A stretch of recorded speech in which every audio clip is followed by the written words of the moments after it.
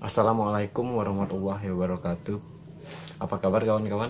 Semoga kita selalu dalam lindungan Allah Subhanahu wa taala ya kawan-kawan, dan selalu diberi kesehatan. Nah, dalam pertemuan kali ini saya juga akan men-sharingkan apa saja ya obat-obat untuk GERD, anxiety, dan terapinya yang pernah saya lakukan. Ini berdasarkan pengalaman saya kawan-kawan. Karena saya juga sudah janji ya kawan-kawan, pada video sebelumnya saya akan men-sharingkan rempah-rempah apa yang saya gunakan waktu mengobati penyakit asam lambung saya. Nah, langsung saja ya kawan-kawan. Ini di sini sudah ada beberapa rempah nih kawan-kawan. Ini memang sudah saya siapkan untuk kawan-kawan. Yang pertama yang saya katakan sebelumnya, kita menggunakan jahe kawan-kawan. Ini jahe, ini kayu manis kawan-kawan, kayu manis. Ini sudah saya siapkan. Ini kawan-kawan, ini ketumbar. Ini ketumbarnya cukup 1 sendok makan saja ketumbarnya. Ini. Jadi bagaimana cara pengolahannya? Nanti. Sebelumnya saya mau kasih cerita sedikit ya kawan-kawan mengenai anxiety dan GERD ini. Saya lupa sebelumnya untuk menambahkan pengalaman-pengalaman saya waktu menderita anxiety itu. Jadi setelah sembuh saya juga kadang ingat gitu, ternyata lucu juga gitu kan. Kok pikiran kita yang awalnya biasa-biasa aja, kita nih menjadi seorang paranoid, jadi seorang yang sering parno gitu, takut akan segala hal. Mungkin teman-teman kan pasti merasakannya juga, bukan? Dan penyakit ini memang suka menyerang secara bersamaan gitu. Asam lambung kita naik, kecemasan kita pun datang. Jadi mereka nih saling berhubungan, si GERD sama anxiety ini. Jadi saya ada pengalaman yang menurut saya lucu buat diceritakan ke kawan-kawan. Mungkin teman-teman mengalami juga. Jadi kita cerita sebentar ya kawan-kawan. Jadi saya pernah, itu kalau tidak salah pada bulan April kalau tidak salah, saya kena Februari, Maret, April, ya April. Jadi ceritanya saya kan hobi ngopi gitu. Makanya saya orangnya ini sebenarnya orang yang tidak pernah pantangan. Jadi masih sakit pun saya tetap ngopi kawan-kawan. Jadi pernah pagi-pagi tuh saya ke warung kopi, ngobrol sama kawan-kawan. Awalnya si kawan-kawan saya ini belum menyadari bahwa saya ini kena asam lambung. Memang saya tidak ada cerita sama kawan saya. Jadi cerita-cerita. Lalu saat itu saya ceritakan bahwa saya tuh kena asam lambung gitu. Jadi gejalanya seperti ini saya bilang. Terus ada teman saya yang pernah juga mengalaminya beberapa tahun lalu gitu. Jadi dia ngomong langsung, oh iya, asam lambung itu gejalanya seperti ini. Dia bilang sampai jantung berdebar, sampai ini. Bahkan dia bilang lagi, mungkin ketidaktahuan teman saya ini kan mungkin membuat dia berargumen gitu ya. Dia bilang seperti ini, wah bahaya itu penyakit asam lambung, bisa lari ke jantung tuh bahaya, harus segera diperiksa, dia bilang. Jadi dia tuh tidak menyadari bahwa saya ini anxiety gitu ya. Bahkan dia bilang teman saya ada yang gitu katanya, sakit mah bisa lari ke jantung katanya. Itu persepsi dari dia, itu argumen dari dia. Dia hanya entah benar atau tidaknya belum pasti. Yang pasti tidak benar lah menurut saya. Atau dokter sendiri bilang gitu kan, mah asam lambung sama jantung itu tidak ada sama sekali keterkaitan kawan-kawan. Jadi mendengar penjelasan teman saya langsung keluar keringat dingin kawan-kawan, keringat dingin. Tangan saya ini gemetaran, basah nih, tangan saya basah, kaki. Saat itu juga saya langsung pingin cepat-cepat pulang kawan. Jadi waktu dia bilang bahaya tuh, nanti sakit mah itu bisa lari ke jantung, itu saya udah langsung down dengarnya. Karena saya ini anxiety kan. Kalau orang-orang anxiety yang sedang mengalami anxiety pasti seperti itu, dia tidak bisa ditakut-takutin gitu dengan hal-hal berbau horor ataupun penyakit-penyakit berat. Anxiety-nya pasti akan kambuh. Begitu juga kemarin dengan saya. Jadi saya langsung bayar kopi, buru-buru saya pulang ke rumah dengan tangan gemetaran. Itu pengalaman yang menurut saya kalau untuk sekarang itu lucu, dengan wajah pusat pas. Saya pulang ke rumah dan saya menganggap rumah adalah tempat yang paling aman. Begitu sampai ke rumah, gemetarnya hilang. Terus saya pegang jantung saya pegang jantung saya, detak jantung saya memang tidak teratur, deg gitu. Tapi selang waktu sekitar 5 menit udah normal kembali. Dan itu yang lucunya, saya malah trauma mau ketemu teman saya yang bilang tadi, yang ketemu di warung kopi tadi. Mau ketemu dia, saya trauma gitu. Ada sekitar sekian minggu saya trauma. Selama saya sakit, saya kayaknya takut mau ketemu dia, takut dia ngomong seperti itu lagi gitu. Itu yang anehnya. Nah, setelah saya pikir-pikir, saat sembuh, ternyata selama saya menderita anxiety, saya kayaknya berada di alam bawah sadar, seperti dikendalikan gitu loh oleh pikiran negatif saya. Dan satu hal lagi kawan-kawan, ini mungkin saya sekaligus memberikan tips ya untuk menghilangkan anxiety kalian. Nih pengalaman saya, biasa nih ya, saya sering down sendiri gitu. Misalnya seperti ini, saya sering ngalami nyeri di dada, di sini di ulu hati atau di bawah dada bagian kiri ini kan, sering ngilu, sering nyeri, sering panas gitu. Jadi karena ingin tahu saya, kita anxiety kan selalu gitu kan, itu sakit dikit, ini ada apa, sakit apa ya gitu kan, selalu menanyakan apa yang kita alami. Jadi waktu mengalami ada nyeri sedikit di dada, di perut, saya langsung buka artikel nih, saya langsung searching di Google, saya lihat nyeri di dada gitu, itu saya searching, keluar dah semuanya kan, halaman-halaman itu.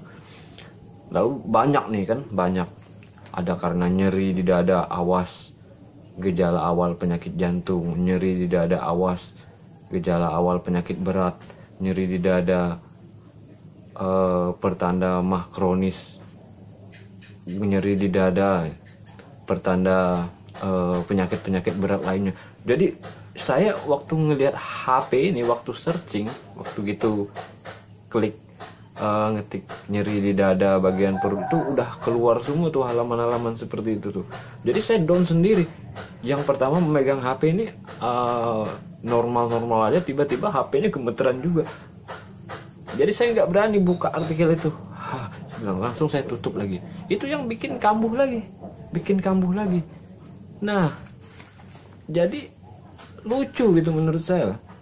Kita sendiri yang ingin tahu, begitu kita buka, kita sendiri juga yang takut. Itu menurut saya mental kita juga waktu saat itu, saat anxiety juga sangat-sangat terganggu menurut saya kawan-kawan. Nah, berdasarkan pengalaman saya ini, saya ingin kawan-kawan sembuh anxiety-nya dulu. Kalau untuk masalah fisiknya, untuk lambungnya, insya Allah banyak ya kawan-kawan obat herbal. Mungkin teman-teman juga bisa pakai obat dokter. Ya, saya sarankan pakai obat herbal lebih oke lah menurut saya. Tapi tidak ada salahnya kalau teman-teman ingin coba obat dokter. Jadi kalau saya pribadi, pemulihan saya 2 tahap kawan-kawan. Yang pertama, saya benerin dulu pikiran saya, anxiety saya. Setelah anxiety saya benar, barulah saya obatin lambungnya ini. Jadi yang akan saya berikan kali ini adalah tips untuk mengobati anxiety kalian dulu. Jadi tipsnya perlu teman-teman catat juga ya. Tips yang pertama, kalian jauhi dulu hal-hal yang berbau horor. Misalnya nonton film horor, misalnya film hantu atau film tentang pembunuhan, itu kalian jauhi dulu. Yang kedua, itu tadi di HP, jangan terlalu banyak searching tentang apa yang kalian rasakan di Google ya. Jangan terlalu banyak searching tentang apa yang kalian keluhkan di badan kalian, misalnya nyeri di perut, nyeri di dada. Nanti waktu searching itu pasti akan keluar kan halaman-halaman yang berhubungan dengan apa yang kita ketik, misalnya sakit perut, pertanda ini, pertanda ini. Kalian kan sedang anxiety, jadi orang anxiety itu memang sangat sensitif. Itu kalian jauhi dulu kawan-kawan. Kalian pikir senyaman kalian aja dah, mau yang penting kalian nih happy, yang penting kalian nih maunya gembira aja gitu, itu aja. Tapi gembira dalam arti kata ada batas tertentu kawan, bukan berarti seenaknya kita mau gembira happy, itu tidak seperti itu kawan-kawan. Yang wajar-wajar aja lah menurut saya. Jadi tips itu yang pertama, jauhi yang berbau-bau horor, misalnya film horor yang tadi. Terus jauhi searching tentang penyakit yang berhubungan dengan kalian. Kalian ini harus tanamkan bahwa kalian ini hanya sakit GERD sama anxiety. Kalian ini hanya menderita asam lambung, bukan penyakit berat lain. Itu yang harus kalian tanam di dalam pikiran kalian. Lalu kalau kalian udah enakan, pikiran kalian udah enakan, selanjutnya tips dari saya, ajak tuh keluarga kalian ke, anak istri kalian ke refresh. Kalian ajak ke pantai ke, kalian ajak ke gunung ke, kalian ajak ke tempat-tempat yang bisa bikin rileks lah menurut saya. Saya rasa hanya saya cukup 3 itu aja kawan-kawan.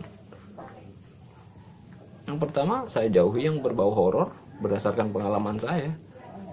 Yang kedua, saya jauhi yang namanya searching tentang penyakit-penyakit apa di Google. Yang ketiga, bawa refresh kawan-kawan, refresh. Cari suasana tenang, cari udara nyaman. Kalau saya sendiri kemarin memang saya ajak tuh anak istri saya, begitu saya udah enak, saya ajak dah ke pantai mereka. Saya ajak ke pantai. Memang sih kemarin memang saatnya COVID ya, musim COVID. Karena di daerah saya kan di Kalimantan Barat, daerah saya termasuk zona hijau. Jadi untuk lockdown itu belum ada lah, PSBB itu belum ada. Hanya kita memang disuruh antisipasi, wajib pakai masker. Jadi rumah saya nggak jauh juga dari daerah pantai gitu. Jadi saya ajak lah anak istri saya ke situ. Di situ sampai di pantai, saya hirup tuh udara segar di pantai. Saya rasakan benar-benar lepas, saya rasakan hembusan angin dari alam bebas dari pantai. Alhamdulillah kawan-kawan, semakin rileks dan kecemasan saya semakin hilang. Itu tips dari saya kawan-kawan. Jadi untuk penyembuhan asam lambung dan anxiety itu kita harus bertahap kawan-kawan. Kalau saya pribadi memang pikiran dulu yang saya benerin. Setelah pikiran benar, barulah kita konsumsi itu obat-obat untuk lambung. Bersamaan juga lebih baik, karena herbal efeknya kan tidak langsung ya, beda sama obat dokter. Jadi waktu kita benerin pikiran sambil kita konsumsi rempah, itu aja sih tips dari saya kawan-kawan. Yang jelas intinya pikiran kita ini harus melawan, harus pasrah dalam arti kata kita serahkan semua kepada Allah Subhanahu wa Ta'ala, kawan-kawan. Jangan tinggalkan sholat, kawan-kawan. Jangan tinggalkan sholat sunnah. Yang lebih bagus lagi, kalian banyakin puasa Senin Kamis. Itu lebih bagus untuk pengobatan lambung, biar dia detox alami ya, kawan-kawan. Itulah manfaat puasa. Jadi kalau udah sembuh, kawan-kawan, seperti saya, kalian akan menghirup udara segar lagi. Kalian membuka lembaran baru lagi, kalian, dengan mengubah mindset, pola pikir kita yang dulunya mungkin sebelum sakit kita sering berpikiran negatif. Jadi setelah sakit kita ambil hikmahnya, kawan-kawan. Jadi kita ubah pola pikir kita, mindset kita, selalu berpikiran positif. Gitu ya, kawan-kawan. Jadi tinggalkan semua kecemasan, kawan-kawan. Dan saya harapkan sekali lagi, teman-temanku di seluruh tanah air, dimanapun kalian berada, kawan-kawan, di luar maupun di dalam negeri, segera bangkit, kawan-kawan. Lawan kecemasan kalian. Kalian tidak akan pernah keluar dari zona kecemasan kalau kalian tidak berani mendobrak, kalau kalian tidak berani melawan kecemasan kalian. Itu yang harus kalian tanamkan. Jadi pasrahkan semua kepada Allah Subhanahu wa Ta'ala, kawan-kawan. Insya Allah di saat kita pasrah, Allah memberikan kesembuhan kepada kita, kawan-kawan. Oke, kawan-kawan, lanjut dengan resep herbal tadi ya, kawan-kawan. Jadi ini ya, ini resep herbalnya, kawan-kawan. Ini saya rasa cukup mudah, kawan-kawan. Samping itu juga kita pakai madu. Ini madu saya tinggal dikit. Ini saya pakai madu ini, kawan-kawan. Ini madu saya beli di daerah saya. Ini madu asli juga. Usahakan memang beli madu asli. Ini madu asli, madu lebah, madu kelulut bisa, kawan-kawan. Yang penting madu asli.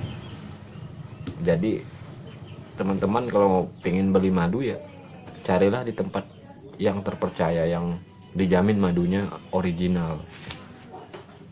Terus di sini nih ada nih kurma nih, kawan-kawan. Ini buah kurma. Semua pada tahu kan, kawan-kawan, ini buah kurma. Jadi usahakan, kawan-kawan, walaupun di luar bulan puasa, kita wajib di rumah ada kurma, kawan-kawan. Karena kurma ini sangat banyak manfaatnya bagi kesehatan, kawan-kawan. Makan kurma dengan jumlah yang ganjil, jumlah yang 7 sehari itu baik juga untuk kesehatan. Cara bikinnya mudah kok, kawan-kawan. Ini kan jahe ya. Jadi kalian amalkan waktu pagi hari ya, menurut saya pagi hari. Jadi ini udah ada yang saya siapkan. Ini udah yang saya potong ya, kawan. Ini udah saya potong. Jadi cukup sebesar gini aja untuk satu gelasnya. Sebesar ibu jari inilah, ibu jari. Ini nanti kalian geprek aja. Bisa kalian potong-potong, bisa kalian geprek. Lalu ini nih, kebetulan nih ada air hangat nih. Ya, 1 gelas inilah. Jadi kalau udah digeprek, kalian cemplungin aja di dalam air nih. Ini air panas misalnya. Lalu kalian tambah nih kayu manis. Kayu manis ini bisa dibagi 2 nih, buat 5 cm aja. Kali ini saya potong aja, potong 2 aja, kawan-kawan. Ini dipotong aja, potong, cemplungin lagi nih. Ini masukin, cemplungin. Lalu ketumbarnya, kawan-kawan.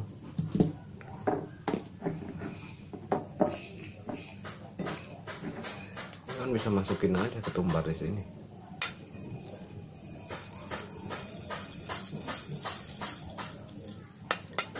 Ini deh. Terus yang terakhir kalian tuang madu.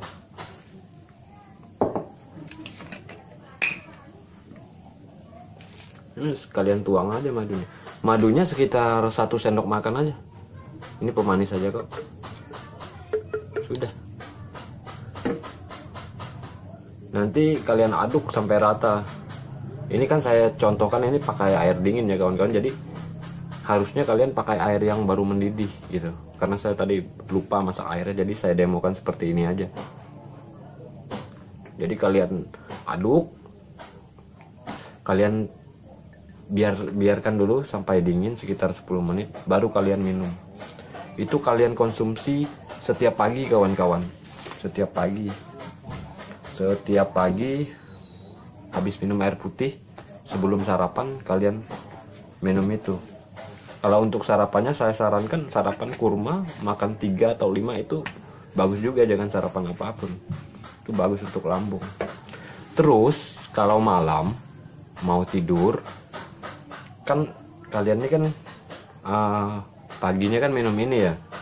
Nanti kalau malam mau tidur, kalian bikin air infus water, air nano atau air nabis dari kurma. Seperti ini kawan-kawan. Ini kan kurma kawan-kawan. Jadi air nabis ini air yang buah yang kita larutkan di dalam air sekitar maksimal 12 jam ya kawan-kawan. Jadi 6 sama 12 jam biar buah ini larut ke dalam air. Itu khasiatnya sama juga dengan kita makan buah. Jadi keuntungannya kalau kita minum air nabis ini seperti ini, cemplungin aja buah kurma ini 3 ya, lebih baik ganjil 3, lalu kalian kasih air, tambah air penuh di gelas ini. Jadi kalian biarkan 6 sampai 12 jam. 12 jam lebih bagus lagi. Jadi sari-sari buah dan biji-bijinya ini semua kalian rasakan manfaatnya. Jadi dia larut ke dalam air. Itu namanya infus water atau nano kawan-kawan. Dan ini termasuk JSR kawan-kawan, jurus sehat Rasulullah. Saya banyak belajar juga dari dokter Jadul Akbar kawan-kawan di JSR, jurus sehat Rasulullah. Jadi kalau malamnya minum ini sebelum tidur. Misalnya kalian tidur tuh jam 9 ya. Jadi kalau pagi setelah kalian minum ini sudah boleh nih kalian masukin ke dalam air. Jadi kalian tunggu sampai jam 9 malam. Jadi sekian kalian minum jam 10 pagi misalnya, atau jam 9 ke jam 9 kan 12 jam, pas tuh. Bisa 10 atau 11 jam, yang penting di atas 6 jam lah, 6 jam minimal. Kalian coba dulu resep ini, nanti kalian rasakan manfaatnya, apa yang terjadi pada lambung kalian, pada tubuh kalian. Nanti pasti ada yang Anda rasakan manfaat baiknya. Sebenarnya banyak kawan-kawannya obat emah atau asam lambung ataupun GERD ini dari rempah-rempah banyak. Nanti di lain waktu nanti saya akan sharingkan kawan-kawan. Mungkin saat ini belum ya kawan-kawan. Saya akan sharingkan terus apa aja obatnya. Jadi kita bisa selang-seling gitu, tidak terpaku dalam satu jenis obat ini. Menurut saya. Gimana kawan-kawan? Saya rasa sudah cukup jelas ya kawan-kawan. Saya rasa saya pamit dulu. Insya Allah di video selanjutnya saya akan selalu sharingkan kawan-kawan hal-hal yang berhubungan dengan GERD anxiety ini, baik dari segi pengobatannya, dari pengalamannya, dan resep-resep herbal lainnya ya kawan-kawan. Semoga kita selalu diberi kesembuhan dan diberi lindungan oleh Allah Subhanahu wa Ta'ala ya kawan-kawan. Akhir kata saya ucapkan assalamualaikum warahmatullahi wabarakatuh.